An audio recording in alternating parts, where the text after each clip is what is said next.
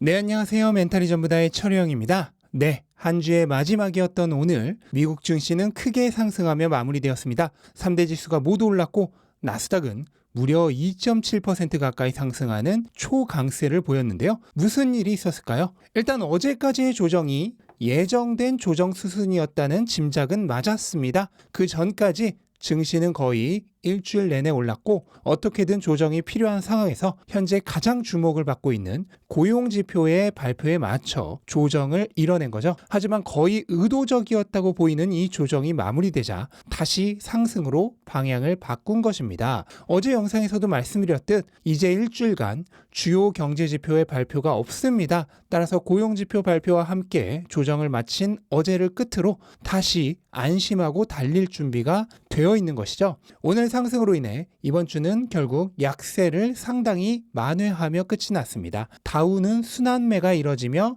2.7% 하락하는 최악의 한 주였지만 반대로 나스닥은 0.6% 상승하며 3주 연속 상승을 이어갔습니다. S&P의 경우는 0.7% 하락했습니다만 추세 저항선에 부딪힌 기계적인 하락으로 생각이 됩니다. 이전에도 말씀드렸듯 S&P는 이미 지난 10월에 찍은 바닥이 마지막 바닥이 될 가능성이 높다고 생각합니다. 기존에 계속해서 고점과 저점을 함께 낮춰오던 것이 10월에 바닥을 확인한 이후로 12월에 저항선을 뚫지 못한 이후 다시 내려왔지만 저점을 더 낮추지 않고 중간에서 말아 올렸습니다. 이로 인해 저항선까지의 거리를 상당히 좁혔죠. 그리고 이번에도 여지없이 다시 저항선 근처에서 조정이 나왔지만 이전보다 낙폭은 더 적었습니다.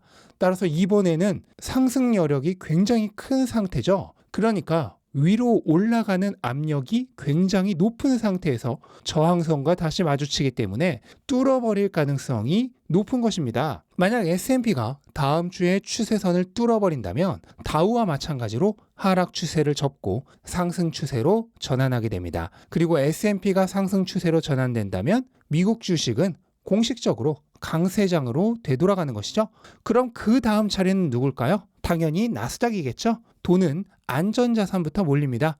사람들이 불안하니 일단 확실한 애들부터 건드는 거죠. 그래서 다우가 가장 먼저 상승 추세로 전환되었습니다. 그리고 그 다음은 S&P입니다. S&P는 이제 상승 추세 전환이 코앞입니다. S&P까지 추세가 확인되면 그 다음은 나스닥이죠. 나스닥은 아직도 추세 전환까지 많이 남았습니다. 하지만 사람들이 분위기가 바뀌었다는 확신을 가지게 되면 돈은 빠르게 안전자산에서 위험자산으로 몰려듭니다. 마치 조수가 순식간에 바뀌듯 돈의 흐름도 순식간에 바뀌는 것입니다. 이번 주 다우가 최악이었고 S&P도 떨어졌는데 나스닥만 3주 연속 상승한 것이 이미 그 흐름을 증명해주고 있는 것입니다. 그런데 아직까지도 바닥을 기다리며 떨어지라고 기도를 하는 투자자들이 많이 있습니다. 하지만 언제나 바닥을 잡으려는 시도는 큰 실패로 이어집니다. 첫째는 놓친 바닥의 가격이 생각나서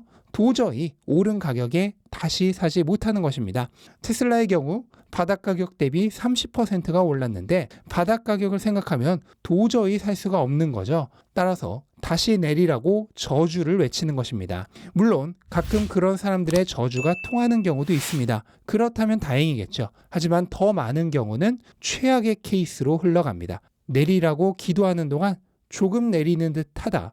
그보다 더 많이 오르고 다시 조금 조정받는 듯 하다. 또 오르면서 완전히 강세장으로 접어드는 것입니다. 이렇게 되면 사람들이 가장 많이 하는 행동이 있습니다. 잃어버린 이익의 기회가 아까워서 초고위험 자산에 베팅하는 행위입니다. 바닥을 놓쳐 남들이 돈 벌 때 기회를 날렸으니 그 손실을 만회해야 한다는 압박감에 잘 알지도 못하는 초고위험 자산에 뒤늦게 베팅하는 도박을 감행하는 것입니다. 그리고 이것은 파멸로 가는 최단거리의 지름길이죠. 따라서 늘 말씀드리듯 이런 카지노 같은 투기를 해서는 안 됩니다. 예측보다는 측정을 하고 투기가 아닌 투자를 해야 합니다. 투자는 대단히 쉽습니다. 총 4단계로 나눠집니다. 첫째, 자산의 미래 가치를 측정한다. 둘째, 그것을 현재 가치로 환산한다. 셋째, 현재 가격과 비교한다. 넷째, 현재 가격보다 싸다면 계속 가지고 있거나 돈 생길 때마다 자산으로 전환한다. 이걸로 끝입니다. 그리고 저는 이 간단한 4단계를 하는 방법을 끊임없이 말씀드리고 있는 것입니다. 고민할 필요도 없고 괴로워할 필요도 없습니다. 매일매일의 가격에 일희일비할 이유가 완전하게 사라집니다. 여기에 한 가지만 덧붙이자면 남이 말하는 좋은 자산이 아니라 자신이 가장 잘 알고 좋아하고 확신하는 자산을 사야 합니다. 저희 멘탈이 전부다에서는 테슬라를 좋아하시는 분들이 가장 많지만 나의 경우는 코카콜라가 더 좋다면 그분은 코카콜라를 사면 됩니다. 그분에게 있어서는 테슬라보다 코카콜라가 더 좋은 자산입니다. 왜냐하면 그분에겐 테슬라의 가격이 떨어지면 확신이 없기 때문에 괴롭겠지만 콜라의 가격이 떨어지면 오히려 할인가에 살 수 있는 기회라 여겨 기쁠 것이기 때문입니다. 강한 확신으로 가격이 떨어질 때 오히려 기쁘게 되는 것을 한 번이라도 느껴본 사람은 장기 투자의 늪에서 헤어나올 수가 없습니다. 투자로 인한 모든 괴로움이 사라지는 것을 체험했기 때문에 다른 방식의 투자는 생각도 할 수 없게 되어버리는 것입니다. 앞에서 말씀드린 4단계를 그저 묵묵히 실행하면 되는 것이죠. 그리고 이렇게 좋아하고 확신하는 자산을 가진 투자자는 자연스레 집중 투자를 하게 됩니다. 집중 투자라고 해서 전 재산을 몰빵하는 투자가 아니죠. 자신의 포트폴리오를 최대한 잘 알고 확신을 가진 소수 자산으로만 한정하는 것을 말합니다. 이게 왜 어렵냐면 대부분의 투자자는 수많은 자산을 모두 제대로 알기 어렵기 때문입니다. 자산이라고 하는 것은 생물과 같아서 가치가 고정되어 있지 않습니다. 따라서 한번 잘 알았던 자산이라고 해서 그걸로 끝이 아니라 계속해서 모니터링 해야 합니다. 그런데 수십 가지 자산을 어떻게 그렇게 하겠습니까? 쏟아부을 수 있는 에너지는 한정되어 있고 따라서 소수 자산에 집중할 수밖에 없게 되는 것이죠. 결과적으로 자연스레 집중 투자를 하게 됩니다. 그리고 이런 집중 투자가 잘 알지도 못하는 자산을 마구 담는 분산 투자보다 훨씬 안전합니다. 잘 알지도 못하는 자산을 담는 것은 언제 터질지 모르는 시한폭탄을 담는 것이기 때문에 리스크 분산이 아니라 리스크의 추가입니다. 그리고 타이밍을 잡아 트레이딩을 하려고 하는 투자자들은 바로 이렇게 가장 잘하는 1등 자산을 놓쳐버리는 최악의 위험을 가지고 있습니다. 내가 가장 잘하는 1등 자산임에도 어떻게든 쌀 때 사서 비쌀 때 팔고 다시 싸지면 사려고 하다가 결국 타이밍을 놓쳐버리는 것입니다. 그렇게 한 번이라도 타이밍을 놓쳐버리면 예전에 팔았던 가격이 생각나서 다시 못 삽니다. 그런데 그러는 동안 계속 가격이 오릅니다. 결국 그 손해를 만회하려 2등, 3등 자산으로 갈아탑니다. 거기서도 그 패턴을 계속합니다. 다시 놓칩니다. 7등, 8등 자산으로 갑니다.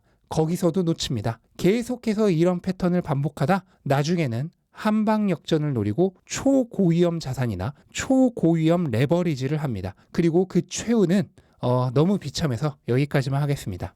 다시 한번 투자의 4단계를 복습하는 것으로 마무리하도록 하겠습니다. 자산의 미래 가치를 측정하고 그것을 현재 가치로 환산한 뒤 현재 가격과 비교해서 미래 가치가 더 싸다면 계속 가지고 있거나 돈 생길 때마다 자산으로 전환하면 됩니다. 이것이 돈생강사의 참뜻입니다. 저는 희망을 담아서 다음 주에는 S&P가 상승 추세로 전환되지 않을까 예측했지만 그 예측도 틀릴 수 있습니다. 하지만 그렇게 된다 하더라도 이 4단계는 그대로 유효합니다. 단지 할인가에 살 수 있는 시간이 더 연장될 뿐이죠.